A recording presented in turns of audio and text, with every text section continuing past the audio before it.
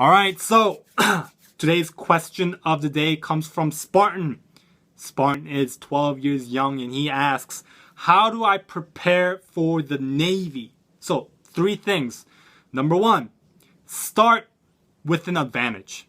And how do you start with an advantage? Coming straight out of high school, joining the military, going to boot camp. How do you start with an advantage? Well, 2 things I can recommend you. Number 1, NJROTC, and number 2, Sea Cadets.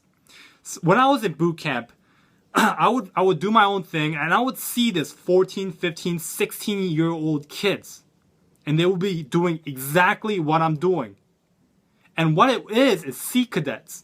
They go and experience boot camp, and it's much more accelerated version, but they experience exactly the same thing as I did when I was in boot camp, right? So after you finish coming straight out of high school, you join straight out of high school, you finish boot camp, you are automatically E3. I think it's you are E3 coming into boot camp. If you have completed Sea Cadets or if you have completed NJROTC when you are still in middle school or in high school, right? So that is a huge advantage to be an E3 coming into the military straight out of high school, because not a lot of people that are 17 and 18 years young are E3s, right? So you're younger, number 1, and you can accomplish more things within your life, all right? So there are a lot of people that I know, and within 2 years, they come in as E3, within 2 years that they are E5. The majority of the people who come in as E1 in 2 years are at most E3s, because it takes 9 months from E1 to E2, and 9 months again from E2 to E3, and 6 months from E3 to E4. All right, so that's a huge wait compared to someone who already is E3 coming in. All right, so number 2, be academically excellent in school. When you're in middle school, when you're in high school, right? You want to be academically excellent in math, English, everything they teach you, science, chemistry, all this type of stuff. You might be thinking, well, what's math? Where am I going to apply math in my life? Where am I going to apply science in my life? Where am I going to apply English, grammar, all this type of stuff in my life? The thing is, it's so funny. A buddy of mine sent me a picture. He's in nuke school.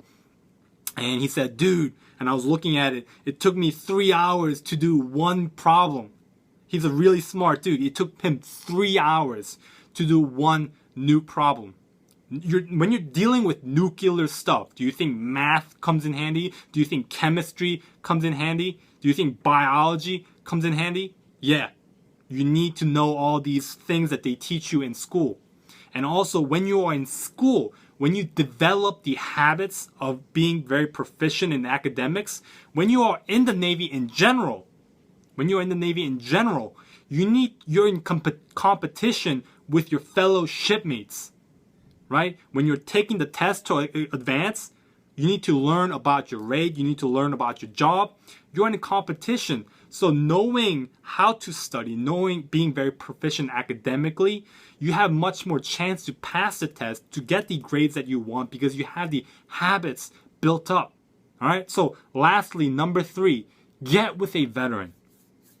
There is a huge difference between someone who has gotten with a veteran, who's been in maybe for 10, 20 years in the Navy. If you're joining the Navy, get with a Navy veteran that can show you all the different opportunities that you can take, show you all the different ropes, show you the tricks of the trades, show you everything that you need to know of how you can take advantage of the Navy within a short period of time, compared to someone who doesn't know anything, who doesn't have a veteran, who doesn't have a mentor, just comes in and says, all right, let me see kind of what's out there. It's better to come into something with a lot of knowledge than come into something with no knowledge. All right? So those are my 3 tips, today's question of the day. Thank you for watching, and I hope you have a great Navy day.